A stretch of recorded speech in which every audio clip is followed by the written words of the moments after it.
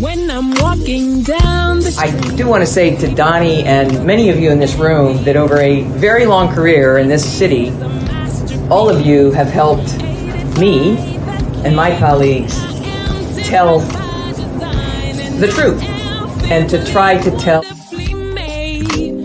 I may not look like you and you me, but my head up. I'm from South Carolina, so I just Got it. What does this event mean to you, Miss Peggy Moss? Oh, my heart, Happy 20th anniversary. my heart is about loving up on my sisters. Do you know what it feels like to have your sisters in the room? Johnny. and dare to be different and unique. I'm gonna be the best me I can be by letting His glory shine through. I am beautiful, I am blessed, but not just what you see in the flesh. I'm free from people, free from myself. There's The doctor lived next door to the janitor to the reverend, and the lawyer. We were together. Now we get so high and mighty that you create stress for your society because you don't like poor black folks either. That's a health problem.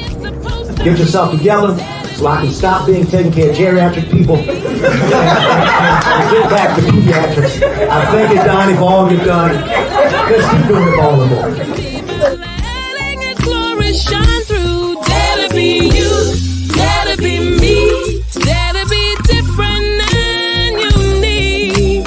I'm gonna be the best me I can be by letting His glory shine through. And I dare you, I dare you, I dare you to be you. First name's Doni, last name's Glover. Entered the winner for the long haul, baby. We're with the one and only Quida, Chancey, my Spellman sister. Good morning to you. How you feeling? Hey, hi, hello, Donnie. Hi, Black News USA. I am good. I am up.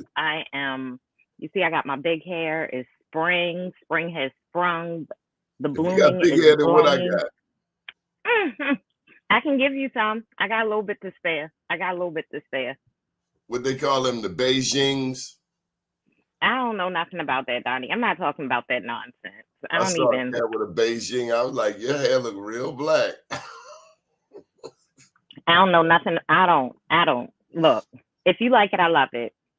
Is that your real hair? Not you. I'm talking about the Beijings. You know, they had to spray paint the beard. It's like, It look like tar sometimes. Like, it's too much. yeah. You like 60 years old, ain't no gray at all. Look, if you like it, I love it. Hey, Tampa. That's Michael Randolph. That man is the first one to sign in every day. And there's Naja. Naja, if you want a code, just hit me up. I got the thing right here. Naja hit you in the middle of Thanksgiving dinner. I need a code. I'm just pulling a lot. That's Naja from the land of Kush. You eat vegan? I do. I am not a vegan, but every now and again I participate in a meatless Monday or but I've always liked like veggie meals. Like I'll take a big old salad over a burger most days. 30 minutes. So Naja, she's on a bunch of stuff. She's a native New Yorker. She's a native New Yorker. What part of New York is she from? The Bronx. The Bronx, Boogie Down Bronx. I have a friend there that has a condo. Yeah, I've been to the Boogie Down Bronx. I've been there. I was there. You know, too. I was born in Manhattan though. Oh, okay. Is that a little more upwardly? It might be. I don't know, but you know, I rep Baltimore. You bring up New York more than I do. Any ghettos in Manhattan? Probably. I mean, Harlem. Harlem is in Manhattan. Once upon a time, it was a ghetto. I mean, but you know what gentrification is. Hey, listen, you know how that works. We do not get me cut. I did not say that, Harlem. No. But I was in the Bronx once, and they took me to Co-op City. Mm-hmm. They took me to Co-op City, and I was like, "Oh, these projects! Oh my God, the whole mood changed." And I was like, These are not projects. These are condos. Okay, my bad, boo. Right, because they look real. They look different. They look different than our condos. They look different. It's that's why you need to travel. That's why I encourage people to travel, because the culture, like we say the projects, we say Latrobe Homes, we say Perkin Homes, we speak truth to power, right? Like those are public housing entities. And Oh, when it comes now down to it, what do you say? Hold you down. Oh, yeah, see? Yeah, I see it. I see it. Yeah, Smalltimore Homes. See, we out here.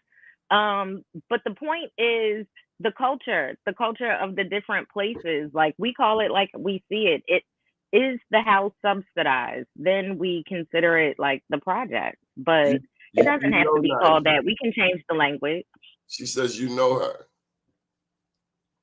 I probably do, Miss Naja Wright Brown. And she said she was born in Manhattan too. She said she was living in the Bronx at some point.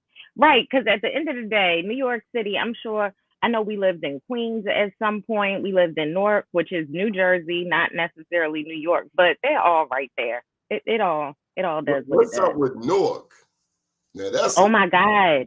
They're gentrifying Newark as well. My father grew up there on Prince Street in the hood of the hood.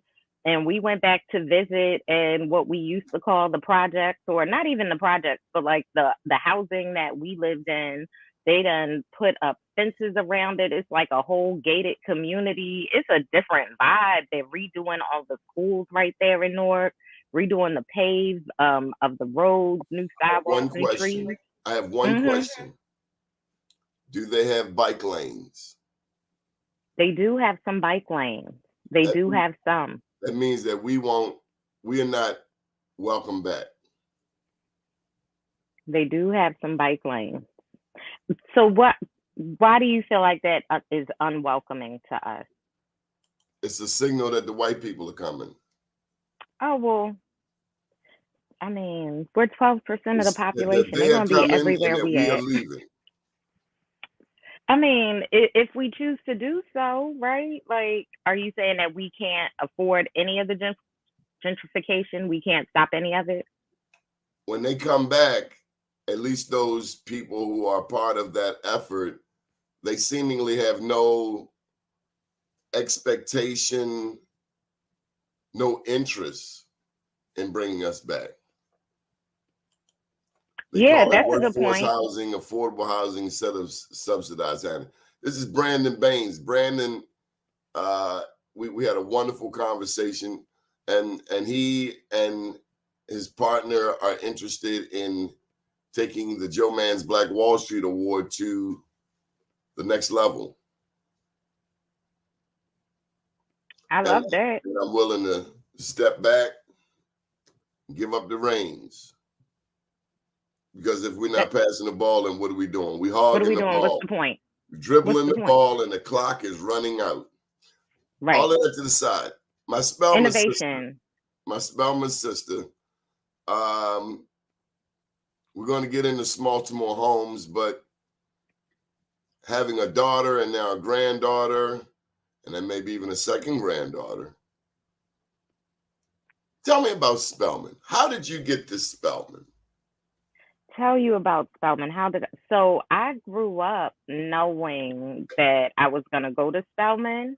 My mother went to Spelman, so we're a legacy family. My niece will probably go to Spelman. My godmother lived in Atlanta at the time, and So you had my home cooked meals when you were there? Yeah, I had family that had moved down there. I had aunties that were there and cousins. My grandmother who lived in Brooklyn most of my life in Starrett City, she moved down to Atlanta a few years after I was at Spelman, and now she has a home down there. But a lot of my family is basically migrated to Atlanta. So tell me this, how does a New Yorker move to Atlanta and it's all slow and everything, and you talking real fast, and everything shuts down, and they don't sell this on Sundays? I mean, how was it for a New Yorker? I don't know because Donnie, I grew up in Baltimore. Yes, I that's right. That's right. graduated from high school in Baltimore. I learned to drive in Baltimore. This is why I claim Baltimore. I let people know I was raised in born in New York, but I couldn't tell you how to get around. I don't know where the A train, the D train. I don't know nothing I know about that where kind it's of at. stuff. Like I just need to be like, let me just put it where it ain't where you from, it's where you at. When I was in Atlanta, I repped Atlanta. When I'm in Baltimore, I rep Baltimore. I mean, wherever I am, it's my hood. I'm travel, baby. The native Atlantans that lived around Atlanta University, they didn't seem to really appreciate us Morehouse brothers. And then, not all of the Morehouse brothers are the same. Some of the Morehouse brothers can actually walk through West End. And then some of the other Morehouse brothers, I mean, but it's like that everywhere, right? I feel like it's like that in Baltimore. Especially if they come with a different old outfit, you know what I'm saying? Donnie, no, but listen, the worst part is by the time I went there, like in the early 2000s, some of the girls, hey, Marty Ma, some of the girls were getting robbed as they walked past the project. So it wasn't restricted but not to just no Baltimore girls. Nah, none of my homegirls got robbed. Nah, we keep our head on the swivel. Okay, where we at? We not getting got. We keep our head on the swivel, and that's what I say. Like, if you look like you don't belong, if you look like a mark, somebody is going to get you. You are going to get got if you look uncomfortable, and people will call you out. Experiences in Atlanta. Nobody. You got to blend in with the people, first of all. Always, everywhere, but that's everywhere. Like, and you can be authentic, you can be an individual, but again, culture matters. And so traveling and respecting the culture and doing what everybody else is doing and looking like you belong is what it's about. And so, yeah, so in Atlanta, I found myself at Spelman. My mother went there. My grandmother went to Morgan. I knew I was going to go to a HBCU. All the women in my family are educated. But then, Donnie, when I was old enough, like I spent a bunch of my summers in New York. When I was old enough, I was like, oh, Atlanta is country. I want to go down there with them country bumpkins. I'm going to school in New York. And I applied to like 7 different schools: Pratt, New Jersey Institute of Technology, New York Institute of Technology. But when I visited the campus, none of the people looked like me. I didn't feel welcome.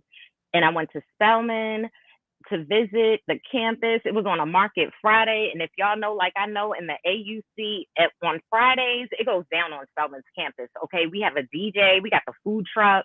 Like, it is on and popping. And I was there for that. And I said, this is where I need to be. And the rest is history.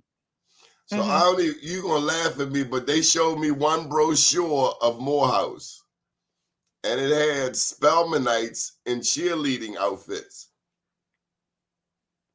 And that's what sold you? That's what made you go to Morehouse? And they were standing right at 830 Westview Drive. I mean, hey. Look, you know what? If you like it, I love it. If that's what drew you in, and it wasn't the fact that MLK went there, or that it's a prestigious HBCU, I saw all these things matter. Dr. King. I was like, oh, okay. I love it. I love it. And so let me answer Naja's question. Naja said she wanted to know what's the target market or demographic that Smalltimore Homes is filling. So at the end of the day, why don't you just come on in? I'm gonna put the link here because Naja, why don't you run this interview? Because apparently I ain't. Well, when she said 30 minutes, she said 30 minutes. She needs like 15 more minutes. So when she come on, we can keep talking about that. Did you want to tell about your Morehouse experience? I mean, Spelman was dope. I'm here for it.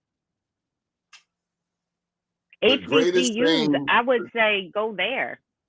Whatever that looks like. Go ahead, Donnie. The greatest thing I experienced was, besides meeting Coretta, I saw Edwin Moses, but it was the Nile Valley Conference. And any serious history student can appreciate the Nile Valley Conference. Craig Talley and I were talking about it a couple of days ago. So this brought in Ivan Van Sertima. It brought in Chika Diop, or at least he was listed, but he didn't actually make it, to my recollection. That was 30 some years ago. I remember my roommate was a history major, and I was like, come on, roommate. I don't put his name out there because I would hate to hear him crying. I can't believe you said my name. I was like, come on, roommate. His name was Leo. Come on, roommate, let's go to the Nile Valley Conference. He said, man, I ain't going to that. Now, we lived off campus, so I was every bit of a 45-minute walk from campus. And sometimes I could catch the bus, and sometimes I had to walk. Plus, the bus went around. It wasn't like you're going straight up and you make a left. No, the roads in Atlanta were laid by cows. That's what it looked like. Look, urban planning is everywhere, Donnie. I'm not doing this, but you finish your story. Talk about the roads with the Nile Valley Conference. It just brought in the brightest Black history intellectuals, and Chika Diop, to my recollection, was into the science. So he could look at our DNA and trace our lineage back to Africa. So much, he was a reminder. Dr. Asa Hilliard, I think he was a professor at Georgia State. And I got to put a shout out to our history professor at Morehouse, Dr. Leroy Davis from the streets of Washington, D.C., Vietnam veteran. But Dr. Davis and everything we learned from him was all about us knowing our history to the extent that we would not ever allow someone else to tell us our history, because that's what America does. You're Black and you're Native American. Wait a minute. Suppose I'm Native American and Black. So then some people will tell you, well, you can't be Native Americans because Native Americans came from Asia. Well, some did. But if you look up Luzia, Luzia, down in Brazil, you find that she's 12 to 14,000 years old, and she walked across the southern tip. And if you trace back our DNA, special thank you to my Morehouse brother, Robert Scott, you'll learn that the oldest DNA, go look it up, that's deoxyribonucleic acid. The oldest DNA on the planet goes back to Namibia, to the San Bushmen. And you can picture the San Bushmen by thinking of Nelson Mandela. Do you notice how his eyes are like that? So we'll meet a Black person whose eyes are like that, and we'll say, you have Chinese eyes. Wait a minute. If you older than the Chinese have your eyes. So that's what Morehouse was about. Empowerment. Dr. Leroy Davis was not big on corporate America, although it is important that we understand corporate America. And you think of Robert Smith. It's so much bigger. Right. No. And I'll add to that, Donnie, like to your point, Smalltimore Homes, we find housing for folks who are unhoused. And that is not where money is. But I have to be mindful that this is a capitalistic society. So if I'm not participating in the capitalism, much like, let's be clear, much like in the 1600s, when slavery is what ruled the world, everybody had to participate in it. So when they show us the kings and the queens that were selling their people or their enemies, we have to understand that, one, slavery was different, like for Africans in the way that American and British culture has made it. Like British, we Spanish, weren't torturing folks. Portuguese, the Belgians, the Germans. All of it. But everybody had to participate, right? And that's how our Black behinds. They didn't have to. They chose No, to. But Donnie, no. Let's be real. Don't forget the Arab. Let's be real. If we don't participate in capitalism today, what happens? You end up being homeless. You don't have to participate in trafficking people. So what? So if you were not, how do you think that these people made money? Tell me how you think they survived. I want to share with you this one tidbit of history that will change the entire complexion of the conversation. Christopher Columbus, 1492. Before he got in the ship to come across the water, who financed his mission? It was Queen Isabella and Ferdinand. of Okay. Spain, and it was also the Portuguese. Christopher The Columbus, Spaniards and the conquistadors. Yeah. the Spanish and the Portuguese. So Christopher Columbus was actually a shyster because he was taking money from both of them for his trip. Okay. For 800 years up until that point, what was going on in Spain and Portugal? You The tell me. Moors were dominating the Iberian Peninsula. Black Moors controlled Spain and Portugal for 800 years. If you look up Moors coat of arms, Europe, Oh, I'm familiar. you will see more royalty on every European nation, from And then what Germany to happened? Scotland to England, Spain. There was black royalty all across Europe. And so Yes. Ferdinand and Isabella came in after they kicked out the last Moor from Spain. So if you are the white people who are left in Spain and you just kicked out all of the black people, but now Columbus is cashing in on, because they want, these silly little children want to say that Columbus discovered something. No, he didn't. Columbus, what a jerk. I'm on the air. Don't call me this time of day. Okay. The Moors had been trapped. The Moors for 800 years had been controlling the waterways. So Columbus didn't discover anything. Columbus was more like, hey, Donnie, can you take me where y'all been going? Because the Moors had already been to the Americas. Mansa Musa from Mali, the richest king. Okay, right. But my lived. point is the Moors didn't participate in slavery and therefore they don't exist anymore because do you my point is the global way that money was made was trafficking black people, trafficking people from Africa, trafficking Africans specifically, right?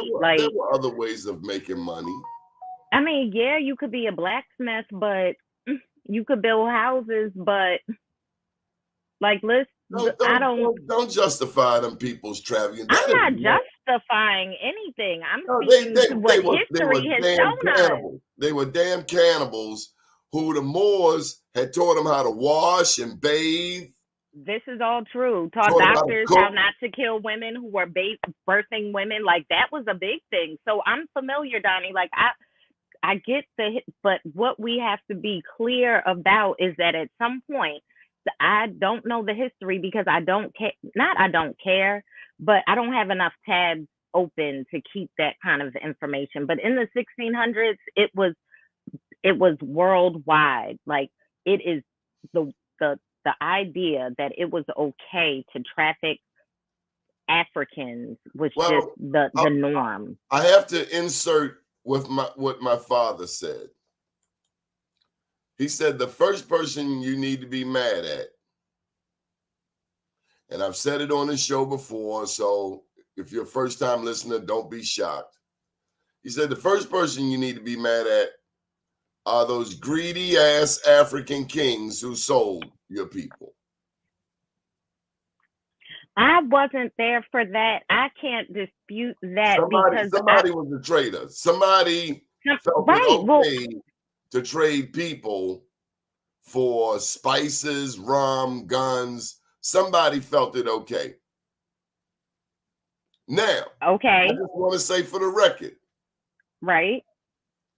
It ain't like white people all in love with each other either, because we've seen the British against the Irish, the British against the Scots. We've seen the Germans against other Europeans. Okay. Because, a lot of times we say, oh, black people don't stick together. I don't say that. I don't say that, but somebody do. Okay. Right. It's always greed. Like, at the end of the day. And so America, all of the cocaine in the world, then why are your people breaking their neck to leave? Why are you not feeding your people? I can't speak to that either. What I Why can are you speak not to feeding your is people? You got what all I this do here money. in Baltimore. You making all these videos with the big stacks of money. Why are your people leaving? Why don't you feed your people? Greed. So it's really beyond race. It's just mankind's greed and womankind's greed. The fact that I think I should have this, and if I gotta step on your neck or kill you or kill your children, so be it. Like Donald John Trump. Would you think when they indicted him in New York? Al Bragg? Al Bragg put it to him. They say you don't have a case. Yeah, that's what they're saying. I never we'll see what happens. I'm not a politician. I'm just out here for the community. I can't speak to Donald Trump and his foolishness and his nonsense because Donald Trump, the way that he is set up, it's not good for my mental. I don't have any tabs open for him. I don't know why they elected him. I don't know why they let his homies run up on the White House like that. Like, all of it is kind of crazy to me. Like, I just, this Very world. uncivilized. It is uncivilized, honey. You do know the steps are right there.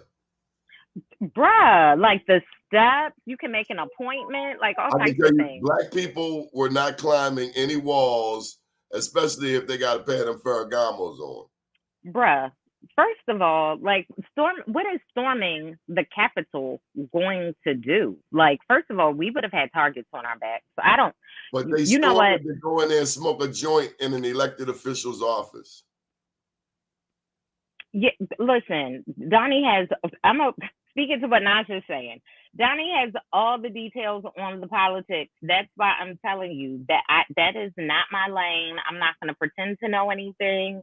I don't have any tabs open for that. Give me all of the information, Doni. But what I want to be clear about is culture is caught, not taught. And so when you are born into a world where they are consistently culture is caught, not taught. So it's not something we need to talk about. It's not something that's a written rule.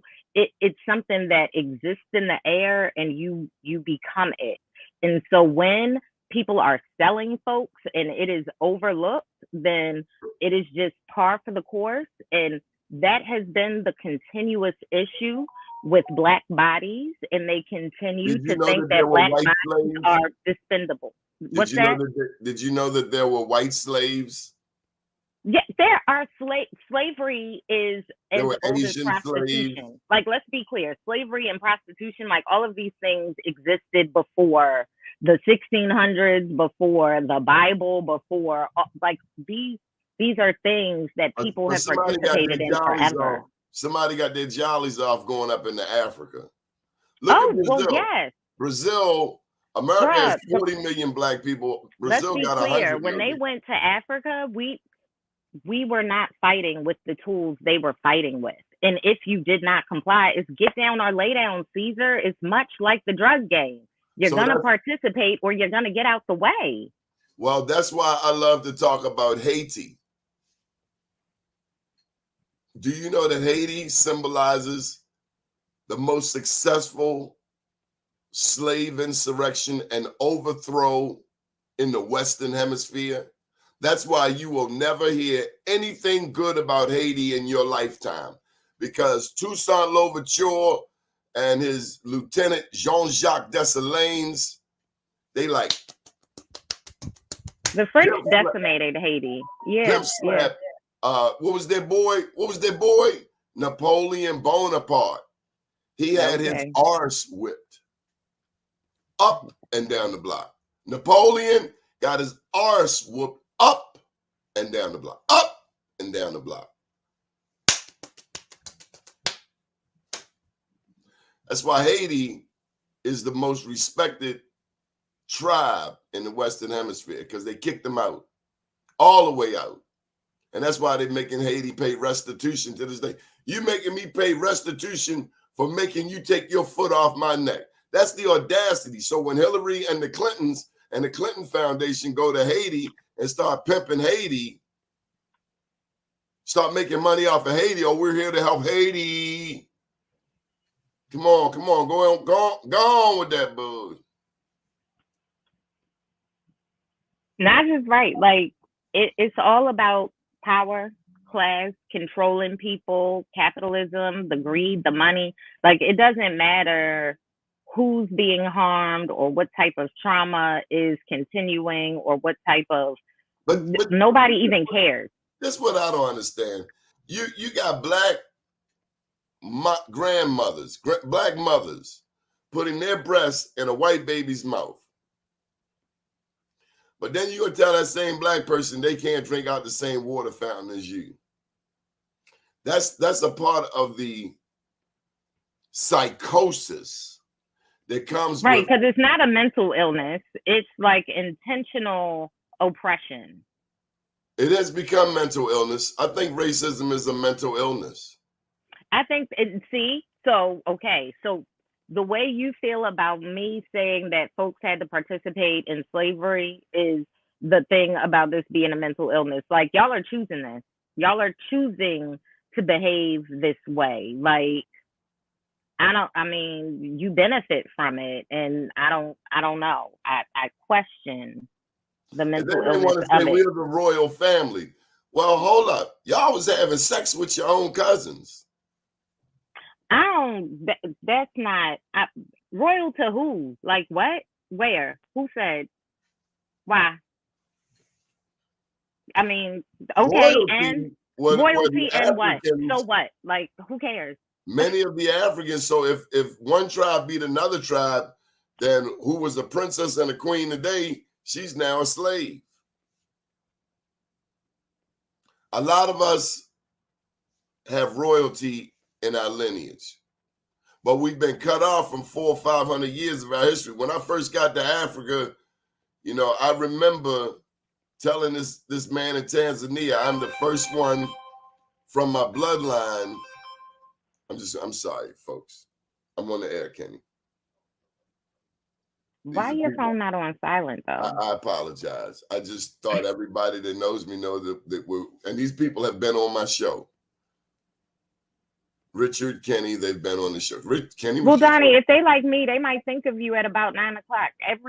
Anytime that I want to text you, it's about 9 or in between 9 and 10, and then I have to remember to text you later because I know you are on air. So you trigger the 9:30 thoughts, bro. You do no harm. In my book, I was telling a very special lady just last night how you have come to Sandtown. You have helped us clean up. You have helped us pick up needles off of the playground. You have advocated. You weren't in a rush. You weren't scared. We have people who represent this area from a political standpoint who are afraid of our neighborhood. There are people who say, oh my God, you live where Freddie Gray got killed. Oh my God. And it's like, you really haven't even been here because we really have a beautiful neighborhood. But that's the power of the media. And that's why we do this whole Black USA thing. Right. Media is a beast. So again, culture is caught, not taught. So when you treat people like animals, they behave like animals. You treat people with respect, they often start by giving you respect back. So I show up in places, whether they're black, white, male, female, Indian, purple, green, gray, he, she, they, them. I don't care. Like, we here to build community. I don't care what that looks like, but folks need housing. And the way that the system is created is against us. So we need to work together. And that's how I show up. Like, ain't nothing to be afraid of. These are humans. These are people. Like, y'all speak English. I can talk to you, right? Like, come on. To me, it's common sense. But also, Donnie, just running it back. Going to an HBCU and learning about the African diaspora and how that has impacted the way that the world operates today, I think that is very helpful to folks, especially those who were raised in America, where the history is revised and it's all these white saviors that were influenced by Black folks that were rewritten or never even mentioned in history books. That's what I learned at Spelman. The people who were behind some of these white saviors, to your point, the Moors, and how they changed the way that doctors were washing their hands in Europe because women were dying after having babies, because these fools were dipping and dabbing in cadavers, learning, and then going and operating on people and not washing their hands. So something as simple as washing your hands between operations came from the Moors. So yes, they taught people how to wash properly. They were, I'm not going to get into that because that's not my lane. But yes, the culture of it all is something that we have to understand, that is controlled by media. And so the way that we speak to one another, traveling to Africa is crazy because they expect love and hip hop when I'm a refined Spelman woman. Like, I need y'all to not put me in a box and get to know me. We were supposed to talk about Baltimore Homes, but I got to ask you, when you mentioned culture, I was having a discussion with my engineer at WEAA. He recently went to Dubai, and he said that they know us by, they might call the dudes Jay-Z or call the women Beyonce. And I've been reminded it's because those people are high up in the media. Oh, that's been the case. I have a problem with, if the only thing you know about Black America is Jay-Z and Beyonce. Donnie, your girl, okay? I'm in my 40s, so I've been traveling for a minute, okay? I've been to over 20 countries, and often, first and foremost, they're always like, y'all Black folks together must be a rap group. Y'all must be entertainers. Like, nah, we're just smart and know how to maneuver and get passports and travel and like, nah, no. But they always assume you must be an entertainer because it can't be your brain. What song I sing? I can't sing. I'm not here for your freaking entertainment. Like, nah, I'm here to enjoy and embrace the culture. That's a part of what we are up against, the media imagery. And so when we do get our superstar athletes, and God blesses them with money that their mama's mama never had. But that's all they expect from us. That's my point. I read a story just yesterday about a cat 2 years out of the NFL and he broke. Went from 31 million to zilch. Give me 1 million. Give me $500,000. I'm going to show you how to work that money. 31 million and broke. Somebody should be kicking it. He should get his ass kicked for at least 3 years. I mean, well, here's the thing. Just because you amass wealth, you don't learn how to be financially intelligent. Just because you amass wealth. He wanted to be Jay-Z. What is that? What the hell is that? I mean, it's something to aspire to. That's why representation matters, right? So if what he sees is Jay-Z and that looks like success for him because nobody in his block is looking like success, so be it. But then we also have to understand that Jay-Z, Diddy, Beyonce, they all have teams. They're not doing this by themselves. They have a whole accountant. They have lawyers. They have attorneys. Like, those are the things we need to recognize, that those are a part of the foundation. Even when you're just a small business owner, a solopreneur, you need to know who your banker is, have a relationship with your bank, have a relationship with a CPA, an insurance person, an attorney. Like, these are things that are taken for granted, and they're free resources in Baltimore. Hit up smalltimorehomes.org if you don't know, where you can get free resources for your, excuse the language, bail teams. That triggers some folks, but your banker, your accountant, your insurance, and your lawyer. All right. Smalltimorehomes.org. All right. Go back, Donnie. I'm sorry. No, I like it. Good. Let's put up. Do you have a plug? Can you put your plug up, your Smalltimore Homes? We have more comments today. I need to bring you on more often. Oh, you said that's not it. Take that down. I'm sorry. What'd you say? I got energy today. I need to be on more often. Donnie, don't get smart. No, I said don't get smart. We're getting hits from everywhere. Dr. Eric Holmes, Brandon Baines. So let me tell you what you and Brandon Baines have in common. You're both in the real estate. Brandon is doing projects in both Atlanta and Baltimore and probably in between. And he understands real estate. Keith Clinkscale said once at a Black Entrepreneurship Weekend that you get rich between 3 areas that you can get rich in: media, that's my field; banking; real estate. Media, Okay. banking, real estate. Let me speak to all of those. Real quick. I don't have a book yet, but I'm following in Donnie's book footsteps. One day, go ahead, plug the book. One day I'm gonna have a book. Boom, go ahead, put it up to the let them see. Hold on, there we go. Unapologetically Black, getting tongue tied. But I have been featured in some books, and when people feature me, I shout them out and represent them. But yes, I get paid to speak, even though I don't have a book yet. So boom. Okay, real estate, you already know, Smalltimore Homes, but before Smalltimore Homes, Xavier Estate, Real Estate Solutions. I have a boutique real estate firm. I invest my retirement funds from my previous life. I was an IT everything. I did all the things. Started the website, ran all the things.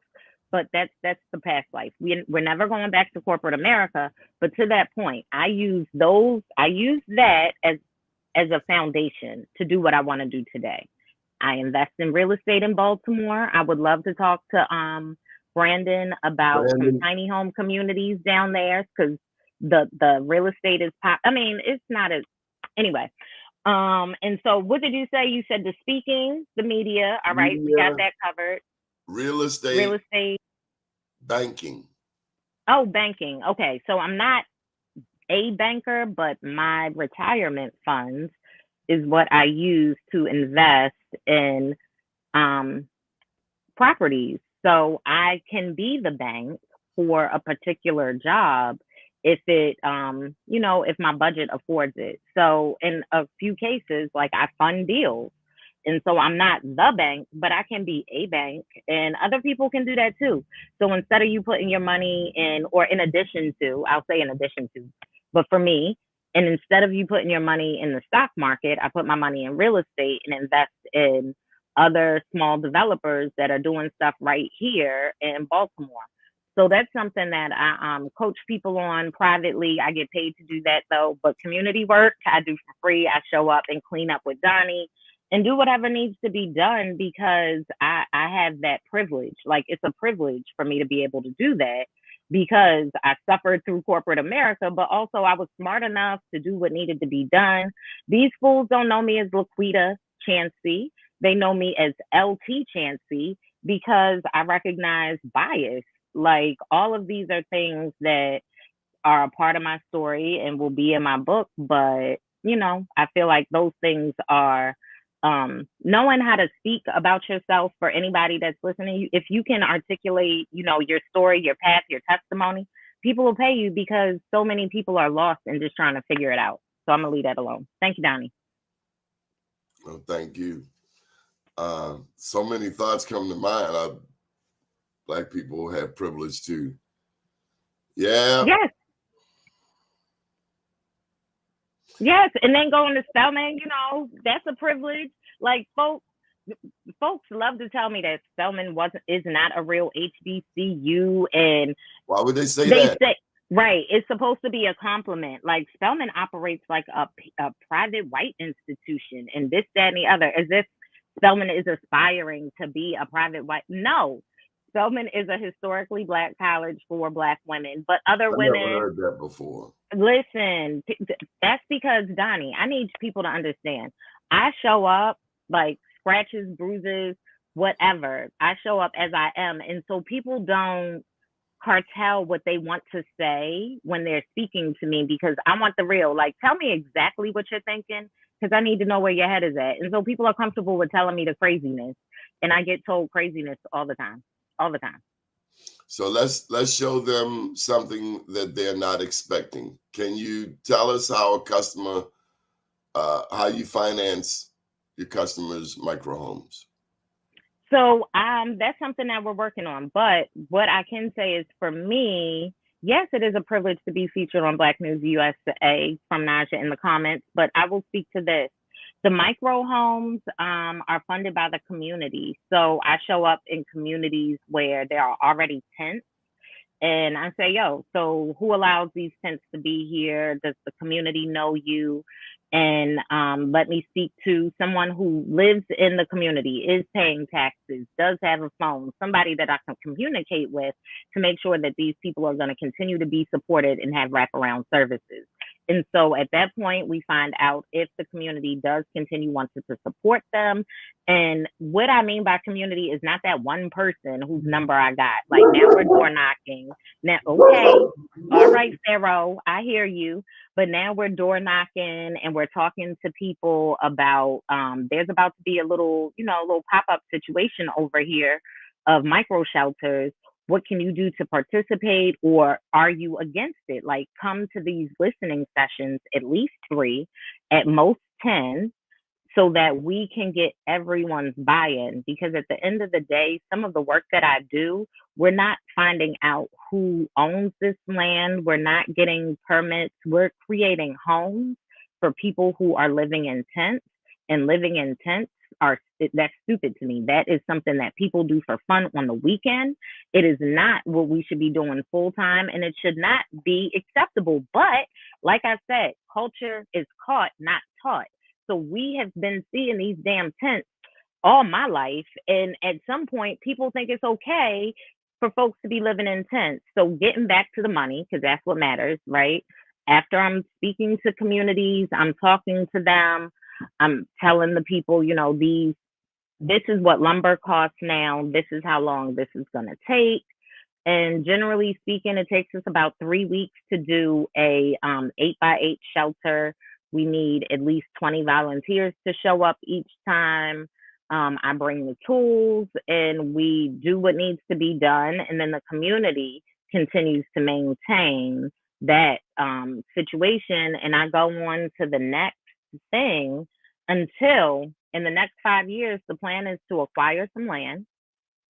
I'm looking at an individual parcel now for just a demonstration plot. I'm going to need to raise between $30,000 and $50,000 for that.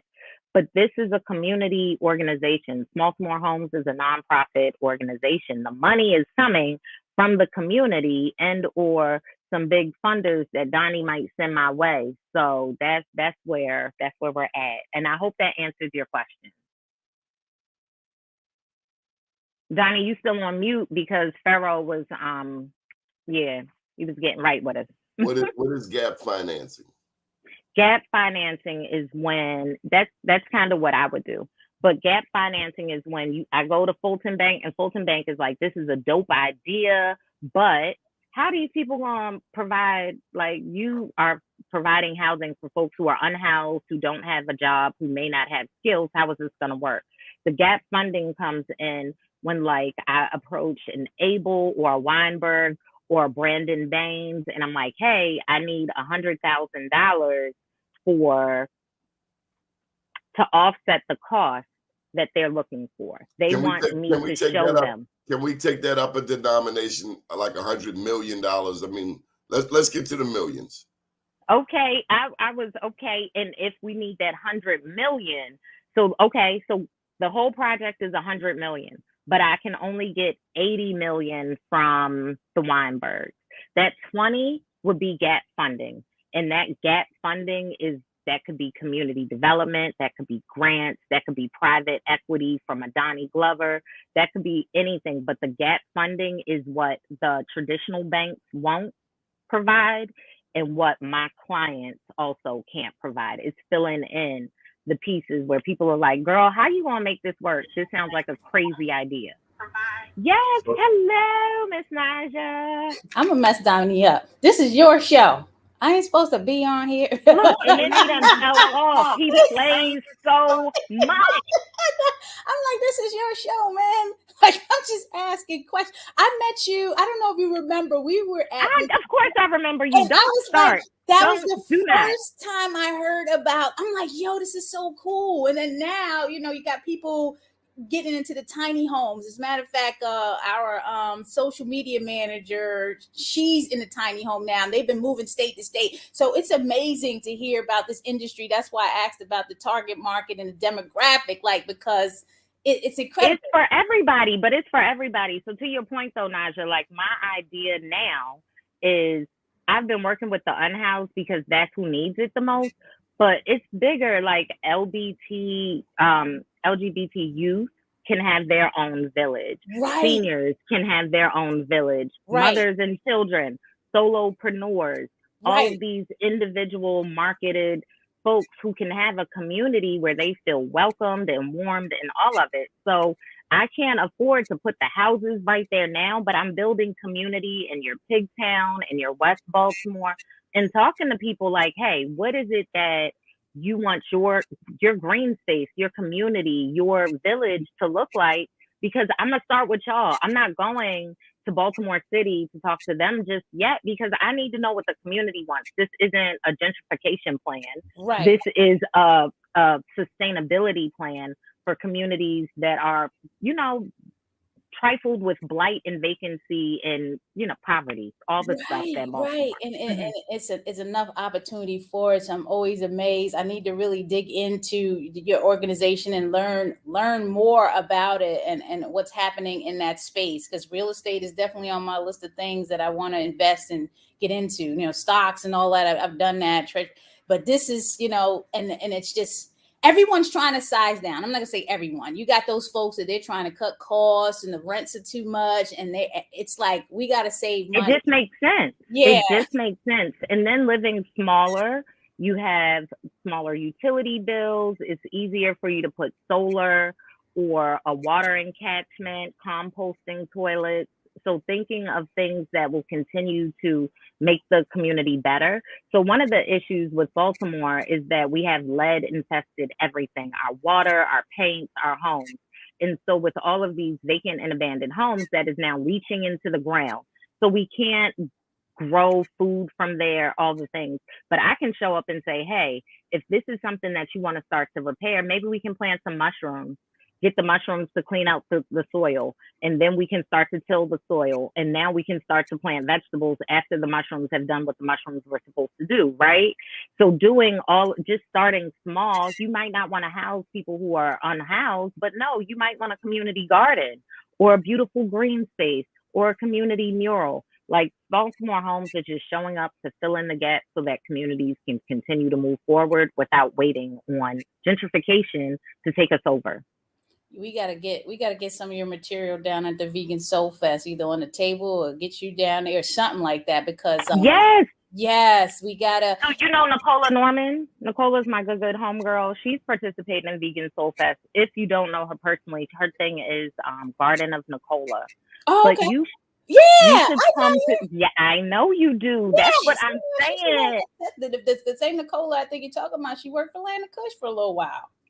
She probably did. I did not know her when that happened, but probably. Oh, look at that. Brandon, how are you? I remember. Oh, so wait. Yes, Brandon. Do y'all know my sister? I'm gonna just go ahead and put. Center. Y'all know Tamia Chancey? Do y'all know Tamia Chancey? That's my sister. Okay. Donnie, we'll it's August 19th to the 20th, and we ain't charging $100 a day and all that. So, you know, we're at 7,000 tickets sold already since October. What? So we're hoping we really get to 10,000 tickets. We're talking about sold. Nothing has been given away for free yet. We working with the community on that. We're going to try to bless them over there. But right now, 7,000 tickets have been sold. What community? Cherry Hill, since it's going to be at West Covington Park. You know, a lot of the issues we had last year because the budget was so high and we had to pay bills. Ticket prices were high and we weren't getting the grants we needed to fund. We're trying to make this the official vegan food and music festival in Baltimore. National. We got people coming nationally, like from all over. Wait, is there like a space that I can park the first tiny home? Because I got a 20-foot tiny home on wheels that would be real cute. I think you should. I'm gonna send you the link. Let's that might be I'm gonna send you the link. We're gonna have to take over that parking lot because that park is too small. So yeah, we really working on the expansion plan for this. I don't think we're gonna be able to be there next year because when I saw 7,000 tickets sold, I'm like, whoa, we ain't even in August yet. That's beautiful. Donnie, you better come this year. We gave you a VIP ticket last year. I ain't see you. I want to be. What you got to do? How can I help? I want to be there. We gonna talk offline. Let me put my number in there in the chat. Well, not put it in the comment. I don't want put it in the private chat. Got my number anyway. They Put it in the private chat, not in the. Okay, and say the date again. What's the date again, Naja? It's August. I'm gonna put in the general chat too. August 19th to the 20th. We've already booked Dwelle to perform Saturday. We're trying to figure out what's going to go on Sunday. And the website is vegansoulfest.com. So I'm just saying, city was mad at us. They didn't feel we represented the city last year, but it was a beautiful event for everybody. What do you mean they feel you didn't represent the city? Like what? People's like the ticket prices were high, and not that it was intentional for us to do that. It's just the budget. Our budget used to be one thing when it's a community fest. As soon as we brought it up, and COVID didn't help. I'm like, yo, why is this thing crazy like this? And then we had that management team, so you got to pay for that and deal with all of those. It was crazy. Now we get things in place, and it's like budget's still high, y'all. We looking for sponsors. Get them tickets right now. Tickets are funding this festival. Ticket sales are funding Vegan Soul Fest right now. We have one presenting sponsor, Better Food Foundation. We're gonna shout them out. They are paying for Dwelle, for everything for Dwelle to be here on Saturday. Full band 1 hour performance. We need another headliner for Saturday, or we need some resources. Please contact me. We need to blow it out this year at Vegan Soul Fest, 10,000 plus strong. Coming down on South Baltimore and let them know Baltimore is representing that area. We over there, in there. I love that. Yes. Show up and show out, y'all. Oh, it's going to be crazy. Okay. It's going to be crazy. I might have to come over to Donnie, you better use them tickets. He didn't even show up last year. I'm going to get him. I love this. And Nicola, she keeps talking about Vegan Soul Fest, so she's really excited about it too. Yeah, it's we got 300 applications already for vendors that we're just now going through, and it's a selection process because it's not first come first. We got to go through. Do you have the light? We got to go through all of that. So we've sent out 70 contracts so far. So we got 30 more we can send, but people got to pay. If you don't pay, you ain't booked. Sorry. So you got to pay. You got to have the right permits. You got to have your food care, all the stuff, y'all. Don't show up shorthanded. Show up ready to do business. Yes, please. You got to pay for your spot. I'm not holding no spots. We're not taking down payments. We got bills to pay. Big bills. So you big bills. Big bills. Donnie, are you gonna come on and close us out? What you doing back there? I know, right, Donnie? I'm just looking for a code. I'm looking for a code. My show coming on at 11. I'm not fond of taking butt whippings. I could drop off. Sis, man, I could drop off. You could kick me out because this is sis show. I wouldn't dare. This is what this is about. It's about us. It's about community journalism. It's about us putting the messages out there. So, and Brandon does have some he's got some great DJs. Oh yeah. Yes, please, Brandon and Donnie. I gotta get you on my show because you gotta talk about what you're doing. Have you ever heard of Stop, Shop, and Save? Oh yeah. Oh, that's Brandon's granddad. Right. That's where I know. Brandon. Sponsor. They got some vegan products in there. They holding the vegan milks and cheeses and all that stuff. We can know Mr. Manhattan that constitutes an automatic plug for blackusa.news. Okay. And bemorenews.com. Now, let me also say thank you, Naja, for your years of support of bemorenews.com, and also your husband, Mr. Gregory Brown, and also your daughter, who is a legacy entrepreneur, Miss Pia. Oh, yeah, she's 11 now. We're blessed to be open, Donnie. It's been a struggle, man. She's a black belt. She a black belt? Man, I'm trying to get her back in there. You know what I'm saying?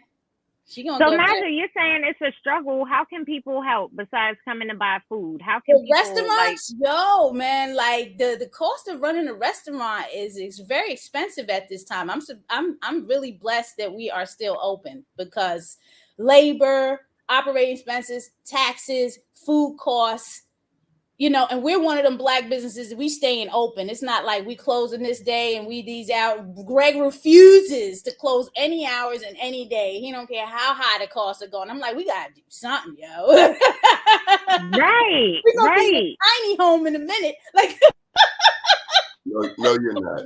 No, you're not. You're going higher and higher. thank you for Look, that, Donnie. Quida, you mentioned, I think you mentioned bail, that every business ought to have bail. Mm-hmm. That's a banker, Yes. an accountant, insurance, and a lawyer. Bail, B-A-I-L. We got all of those. They ain't giving us no money though. So No, but that's what some of these businesses need to start with because they don't have those and they'll come to apply to your thing and they didn't do their food safety course and they don't have a business bank account and they trying to do business out here. And it's like, you need to have these things. These are barriers, but they need to be addressed, right? Like you have to participate in these barriers in Right. order to make money. The people can support by just coming to buy food, catering. We're going to be at the BMA Sunday for the hip hop contemporary display at Baltimore Museum of Art this Sunday, and it's free. It's free. What? So go there Sunday with Sunday what time? Food. It starts at 10. I know the food distribution is going to start at 2. Black Sauce is going to be there. Takarka Brothers is going to be there with the ice cream. So if you're trying to get something for your kids to do on Sunday for free, go to BMA this Sunday.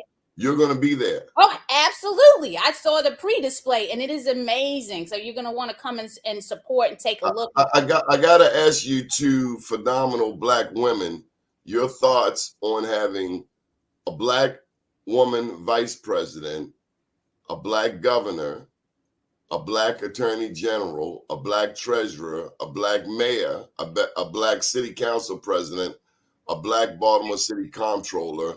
My question to you is, we have blacks in all of these high positions, cracking the glass ceiling.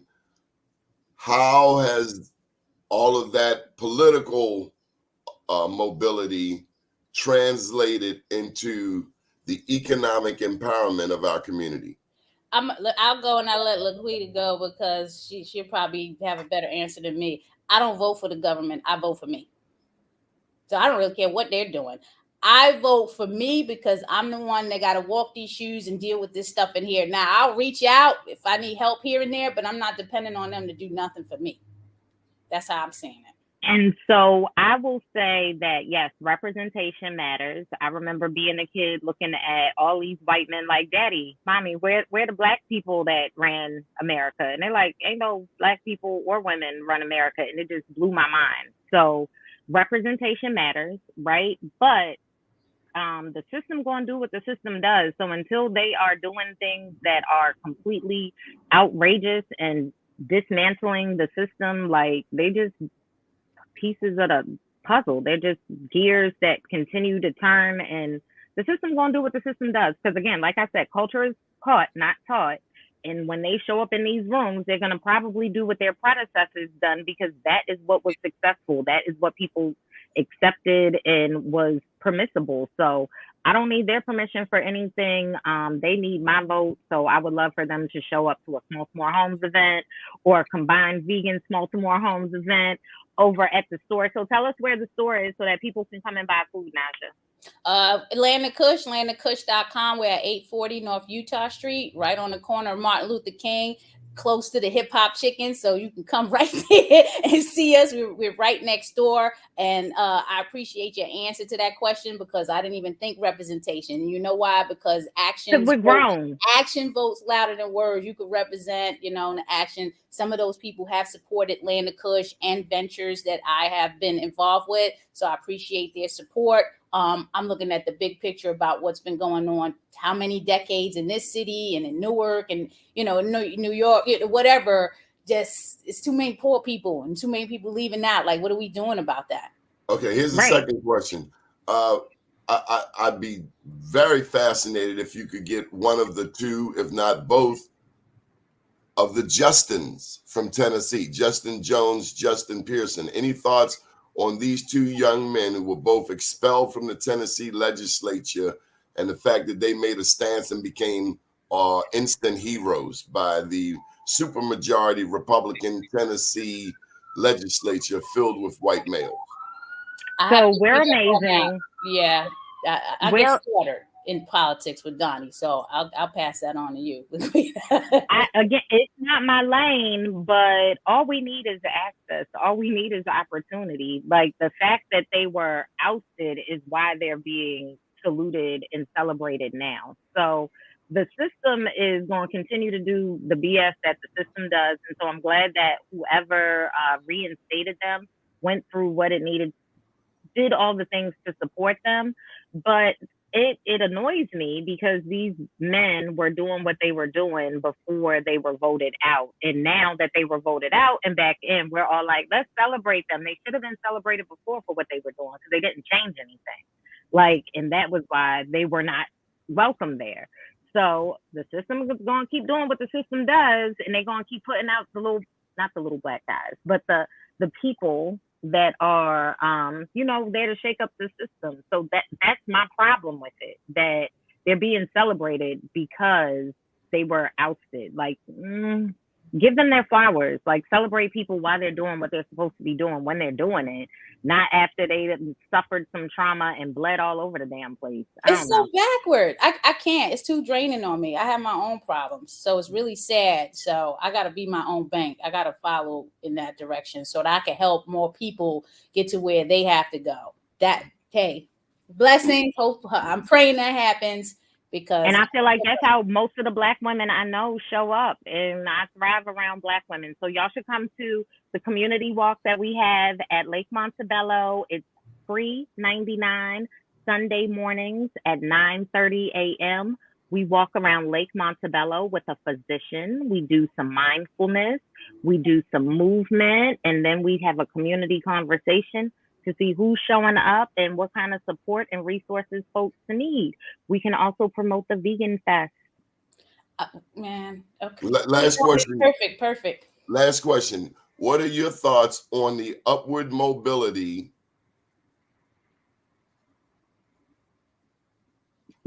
of Black women?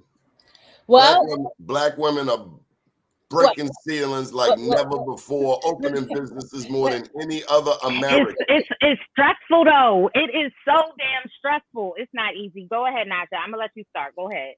Well, I was surprised in 2021 that Baltimore Business Journal recognized me as a woman of excellence, 1 out of 7. So, I mean, and I'm like, I was looking at these other people's resumes and things that they've done. I'm like, whoa, this is serious. Like, somebody recognized me for what I'm doing. Okay, that's a blessing. And then to be recognized as top 25 Black Marylanders and to watch in 2023, that was surprising as also.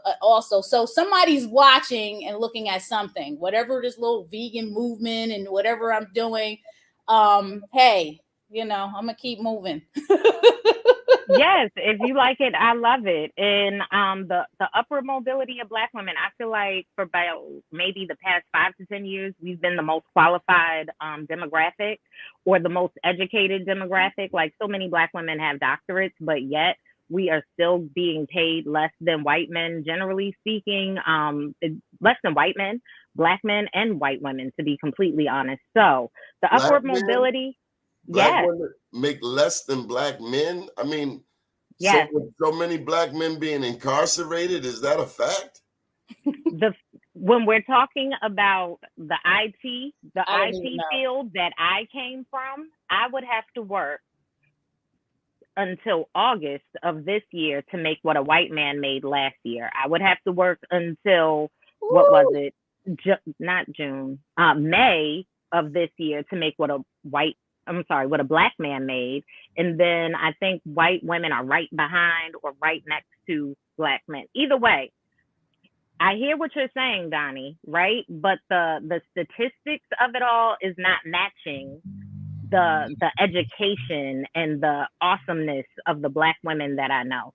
So it's still very uneven. It's like everybody gets a participatory award. Like, I don't know how to put it, but Man, I could I get see paid it. more. I don't even get paid enough. So, I don't, Land of Kush don't pay me. They can't afford it. And then my nonprofit, I'm probably making a fifth of what I should be making as an executive director. What do you need, Naja? I need grants. I need money. It's I could strategize and grow. I mean, I help grow Land of Kush. I help grow projects that I'm working on. Now I'm growing this nonprofit, Black Veg Society. I need funding. I need money. Like when I say 1/5, I'm working more than full time and getting a little 25,000 a year. There's ADs 85, 100,000 to like I'm working too hard, but because I love what I'm doing, I'm not It's gonna be concerned done about that. anyway. You know what I'm saying? And like I said, Land of Kush can't pay me no more. We broke. Well, you kick out some great food. Can you just list some of the items on the menu, starting with the vegan ribs? Oh my God. So my husband is a self-taught chef. Shout out to Chef G Brown. Homemade barbecue sauce. It's a sweet barbecue sauce, because there's two types, smoky and sweet. We got a homemade sweet barbecue sauce on the barbecue ribs. Curry chicken. We have award-winning crab cakes. We have the collard greens. We make our own cheese for our mac and cheese, baked mac and cheese. We have things for everyone. If you're a raw foodist, the live kale is a winner. Love the live kale. We have fresh smoothies, fresh pressed juices, and then we employ from within the community. So you're not going to come up in here and see people and they're all going through trauma, so we can use some of that help too. We employ people second chance. You don't got to check the box, none of that stuff. You just got to be willing to serve customers and be here. Well, see, this is what I'm saying. Considering That's why I love Black women. I'm sorry, go ahead. Listen, Quida, considering all that she's doing, including working with young people and people who have returned. Just young, old, the old too. All the people. All the people. Well, so my question, Quida, is like, given all of these Black elected officials, nobody has looked at, oh, wow, we should invest in Land of Kush. We should invest in Smalltimore Homes. My point is, I've worked personally to help these people get into office, but we as a community have to develop our ask. Actually, we need to say, if you want my support, this is what we need from you. We need these things. We need a memorandum of understanding with the Black business community, but we can't do it after the election. You got to do it before the election, before they even get in. But Donnie, I hear you. We have to organize, right? And so we're all in community, right? But if all the Black women are doing all the things and filling in all the gaps, and as you said, the Black men are either right there next to us or incarcerated, who is showing up to tell us how to organize? Like, we got to go to work. We got to make money. We got to pay bills. We can't. I have some people for it's a privilege to show up. Fine. I really don't have time, and I've been called down there, and I can't. I'm so bad. I don't have I can't go down there and testify and do all this type of stuff that people. I just don't have the time. Leaders of a beautiful struggle, they do a great. That's what they do. I can't do that. I'm busy. We trying to pay bills over here. And so that's what I think we need to figure out. How do we pay people to show up to give their opinion? Like, that's what we need the politicians to help us to fund. Because people can't show up for free. They can't show up if it's not a meal going to be offered. They can't show up if it's not additional resources. Like, people need to get paid for their opinion, regardless of if they actually want to hear it or not. But this is the problem. Like, how do we get people to show up and choose to come to the community to organize? Because we got to have conversations to organize. Like I said, when I show up to communities, we need to speak to them 3 to 10 times. And a lot of the people are like, we don't have time to come to any of these things. And it's like, but I need your feedback. Yeah, but we have to figure it out. To go to every damn happy hour, every damn concert. And I get so tired. The politicians think they have us pegged. They give an event, they put out some fried chicken and some watermelon and a popping DJ. Don't do that. That's why you don't really see me at that stuff, because I don't have time. I really don't, and I love that. I don't have time We to love go to a these party. stuff. We love a party. We are the best party attenders in the world. I can't even make it. Like, But we don't go I to a can't. PTA. But you know the party I went to when CIAA was in town, and D Chase and them had the thing at the power plant. I went to that party because I was in the house. Because it was my birthday. That was it. Yes, you got to celebrate yourself. You got to celebrate yourself at some point.